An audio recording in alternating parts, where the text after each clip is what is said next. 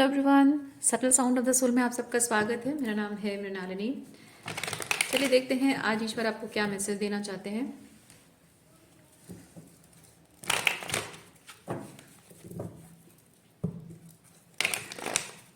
ये general reading है, इसमें जो मैसेजेस आपको रेजोनेट करते हैं बस इतना ही लीजिए। ज़रूरी नहीं है कि सारे मैसेजेस आपको रेजोनेट हों, इवन इफ पूरा रीडिंग भी आपको रेजोनेट हो, ज़रूरी नहीं है। अगर आपको रेजोनेट करता है तो ठीक है, नहीं करता है तो आप नए वीडियोस का इंतज़ार कर सकते हैं या फिर मेरे चैनल का विजिट कर सकते हैं। इसमें आपको और भी बहुत सारे वीडियोस मिल जाएंगे। टाइमलेस रीडिंग्स है और जेंडर स्पेसिफिक मैसेजेस नहीं है। डियर यूनिवर्स, प्लीज़ बताइए जो भी मेरे व्यूअर्स हैं कलेक्टिव इस रीडिंग को देख रहे हैं, उनके हाईएस्ट गुड के लिए आप उन्हें क्या बताना चाहते हैं।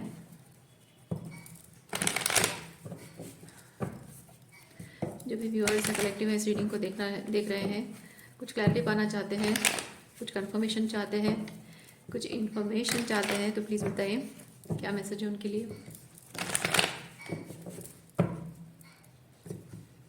Thank you.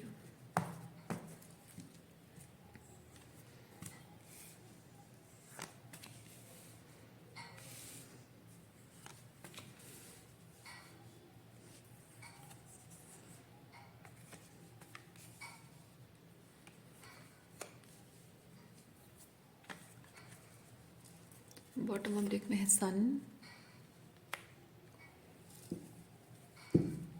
ओके,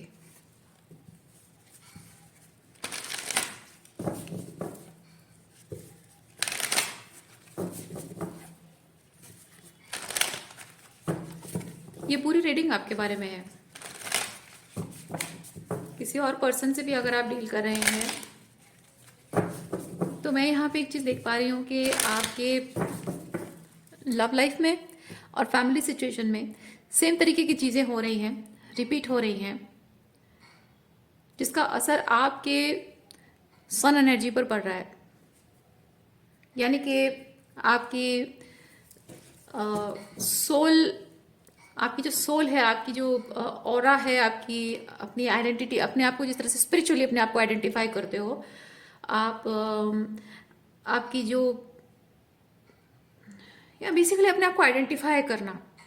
ओके, ये कोई मतलब आपकी लीगल आइडेंटिफिकेशन नहीं है, स्पिरिचुअल आइडेंटिफिकेशन। लाइक आप, आपकी वैल्यू, आपकी वर्दीनेस, ओके, तो उस चीज़ पर प्रभाव पड़ रहा है आपके लव लाइफ या फिर आपके फैमिली, या फिर दोनों चीज़ें हो सकती हैं, लव लाइफ एंड फैमिली। मैं चीज़ फील कर रही हूँ कि आप अपने अपनों के लिए, ये आपके अपनों की एनर्जी है, तो आपके अपनों के लिए आप ज़रूरत से ज़्यादा चीज़ें करते हो, अपने आप को ओवर एक्सटेंड करते हो, लेकिन हर बार आप ये रियलाइज़ करते हो कि आप उनके लिए जितना करते हो उतना आपको एफर्ट्स मिलते नहीं है, रेसिप्रोसिटी होती नहीं है, और हर बार आप एक दाता की तरह रह जाते हो, यानी कि गिवर की एनर्जी में रह जाते हो, रिसीविंग एनर्जी में आप आ नहीं पाते हो।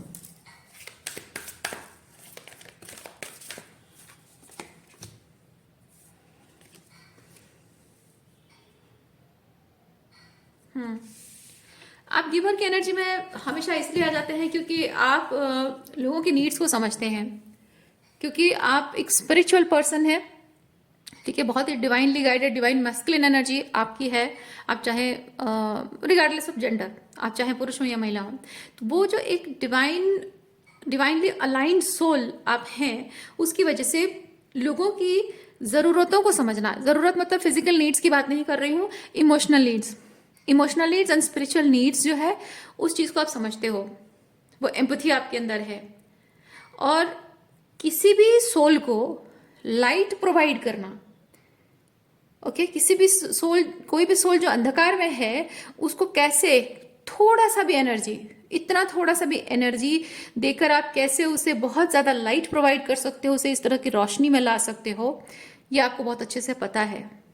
और ये जो क्वालिटी आपके अंदर है, जब आप ऐसे लोगों से मिलते हो कि जिन्हें सिर्फ लेना आता है, तो आपकी यही क्वालिटी उनके लिए एक सोर्स ऑफ ग्रेटिफिकेशन बन जाता है, और आप उनके लिए सिर्फ स्टोरेज ऑफ लाइक एक मेडिसिन की तरह काम करते हैं, यू नो। कोई मतलब एक जो सोल एसेंस, ये जो सोल एसेंस है ये आपकी अपनी है। तो ये सोल एसेंस हर एक इंसान के अंदर होती है, लेकिन उसे उजागर करना, एक्टिवेट करना ज़रूरी होता है। ओके। मैं एक चीज़ फील करती हूँ, मैं कहूँगी कि मैं एक्चुअली फील करती हूँ कहूँगी मैं कहूँगी कि ये जो सोल एसेंस है, सन एनर्जी जो है वो बचपन से दिखती है। बचपन से एक बच्चे के अंदर ना वो उसके कहने के अंदाज में, उसके हर एक एक्टिविटी में वो दिखती है, उसका सन, उसका सूर्य जो एनर्जी वो कैसा है। लेकिन अगर उसे बहुत टॉक्सिक एनवायरनमेंट, बहुत टॉक्सिक परवरिश उसे अगर मिलती है, तो वो सन की ऊर्जा, सन एनर्जी उसकी बहुत ही डिम हो जाती है, और उसे फिर से उसे उस पावर में लाना बहुत ज़रूरी होता है, उसे खुद ही करना होता है। तो मैं ये नहीं कहूँगी कि किसी की सन एनर्जी डाउन है, नहीं कहूँगी, क्योंकि आपकी सन एनर्जी अगर कहीं पे बहुत शो ऑफ होती है, दिखती है, तो किसी और की किसी दूसरे तरीके से दिखती होगी। जैसे होते हैं ना कि दो तरीके के बच्चे होते हैं। एक होते हैं कि बच्चे साथ में खेल रहे हैं तो एक बच्चा बहुत लीडरशिप क्वालिटी शो करता है। इसका मतलब ये नहीं कि जो बच्चा साइड में चुपचाप बैठ के खेल रहा है तो उसमें कोई सन एनर्जी अच्छी क्वालिटी नहीं है, ऐसा नहीं है, राइट। तो उसके अंदर भी कुछ ऐसे है, हो सकता है कि वो बहुत अच्छी पेंटिंग करता हो, तो किसी के अंदर लीडरशिप क्वालिटी है जो कि आंखों को हमारी 3D रियलिटी में दिखता है वो चीज़, और किसी की पेंटिंग स्किल है जो शायद लोगों की नज़र में ना आए। डिफरेंस ये होता है कि अगर मैं किसी की लीडरशिप क्वालिटी को देख रही हूँ और उससे प्रभावित हो रही हूँ तो मेरे लिए वो इम्पॉर्टेंट है। अगर मैं उस तरफ ज़्यादा ध्यान नहीं दे रही हूँ और बारीकियों को देख रही हूँ, जो एक हिडन, एक सटल साइलेंस में वो रहता है कोई चीज़, फिर भी उस पर मेरा ध्यान जाता है, तो वो इमोशनल सेंसिटिविटी, वो एनर्जेटिक सेंसिटिविटी मेरे अंदर है कि मैं उस चुपचाप वहाँ कॉर्नर में बैठ के पेंटिंग कर रहे बच्चे पर मेरा ध्यान जाएगा। तो देखने वाले की नज़र पे डिपेंड करता है। तो जो जैसी ऊर्जा को पसंद करता है वो वैसी ऊर्जा की तरफ आकर्षित होता है, ठीक है। तो इसका मतलब ये नहीं कि आप बहुत साइलेंट टाइप के पर्सन है, चुपचाप अपने अंधेरे, चुपचाप अपने कमरे में बैठकर कुछ काम करते हो तो आप बहुत ही लो सन एनर्जी है। और किसी की कोई लीडरशिप क्वालिटी है, कोई सोशल मीडिया पे बहुत बातें करता है और बहुत सोशल गैदरिंग्स में जाता है, तो उसकी बहुत हाई सन एनर्जी, ऐसा नहीं है। ओके। बस आपकी जो सूर्य है उसे परखने वाला, उसे देखने वाला, उसे समझने वाला और उसकी तरफ अट्रैक्ट होने वाले लोग आपसे जुड़ने में थोड़ा वक्त लग जाता है।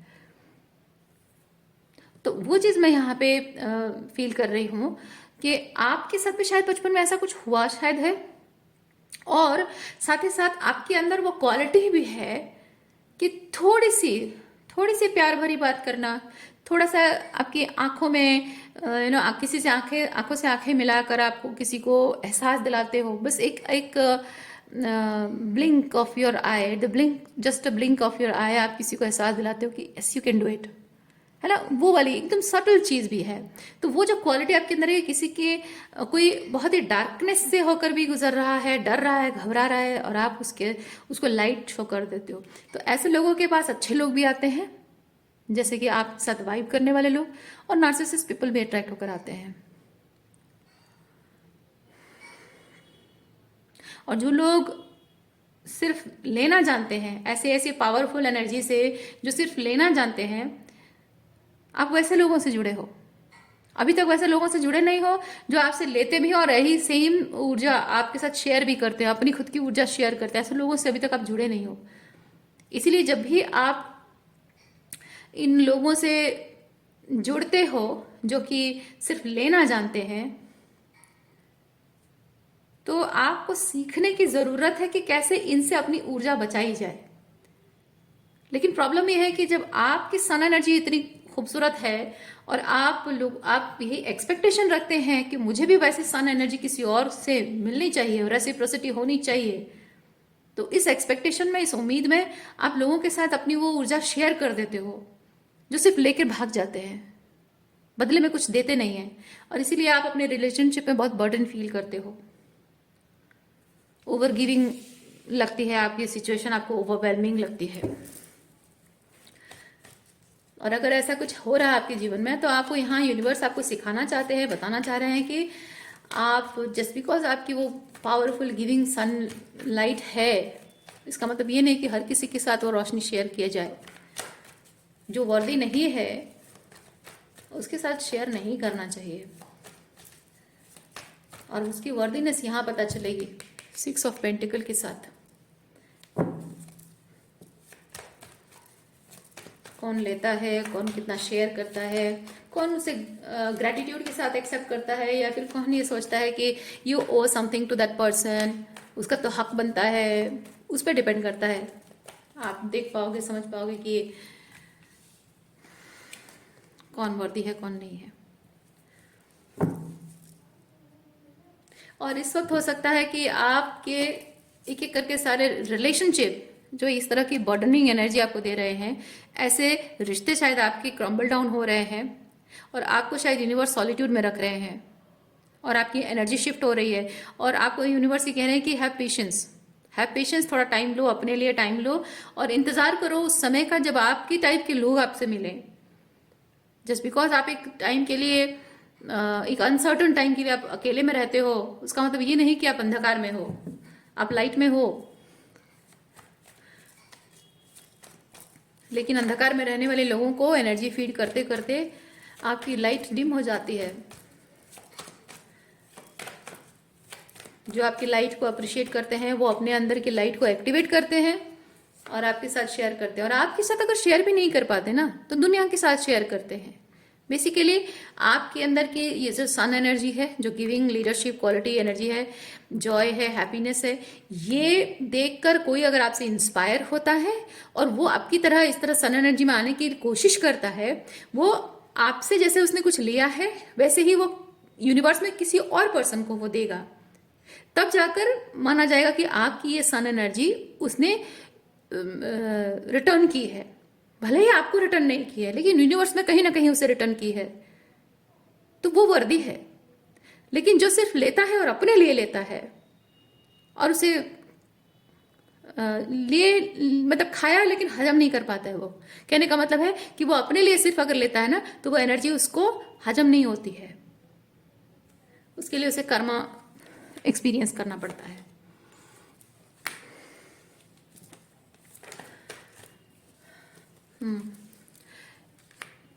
इस वक्त ऐसे लोगों से आप शायद इमोशनली डिस्टेंट हो रहे हैं, आपको यूनिवर्स डिस्टेंट कर रहे हैं ऐसे लोगों से जो कि आपके हाईएस्ट गुड के साथ जुड़े नहीं हुए हैं, आपके हाईएस्ट डेस्टिनी के साथ जुड़े नहीं हैं।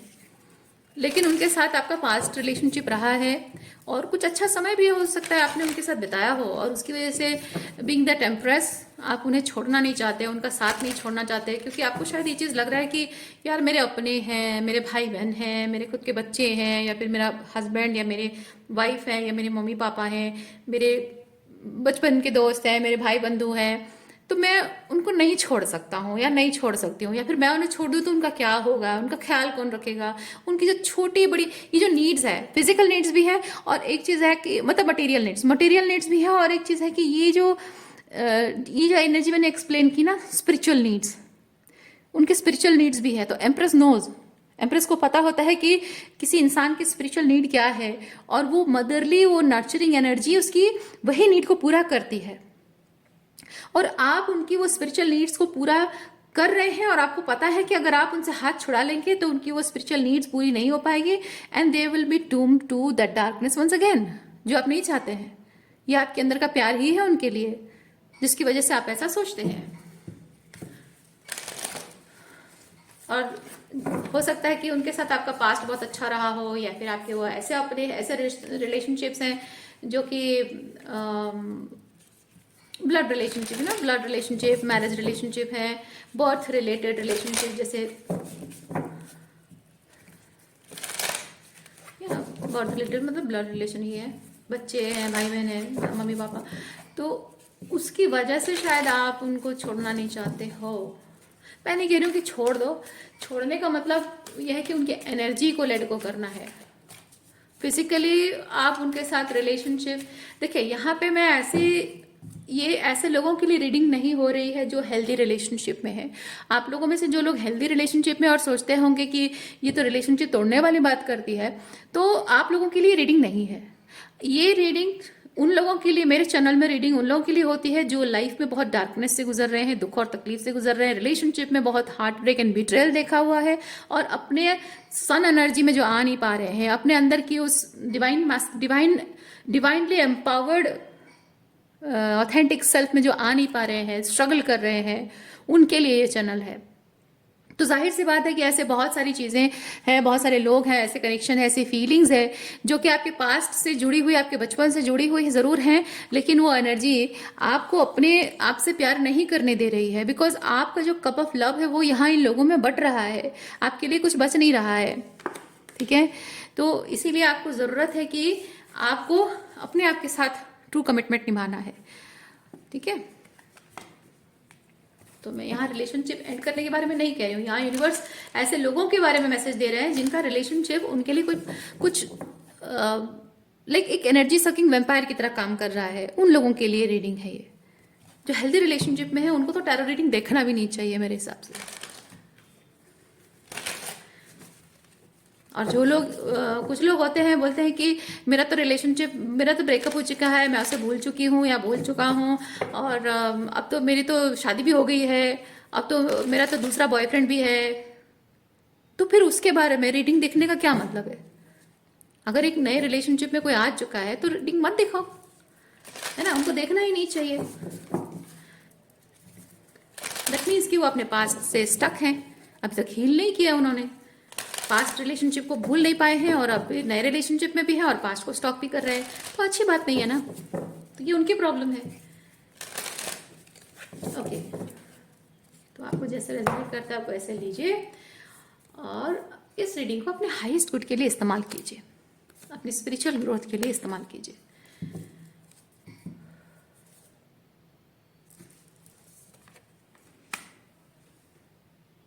देखिए, वेट ऑफ द वर्ल्ड, दुनिया भर के लोगों के जो भी कर्मा है, क्योंकि हर एक इंसान मतलब पहली चीज तो कहूंगी, दुनिया भर के लोगों के कर्मा का बोझ उठाने के लिए आप नहीं आए हैं।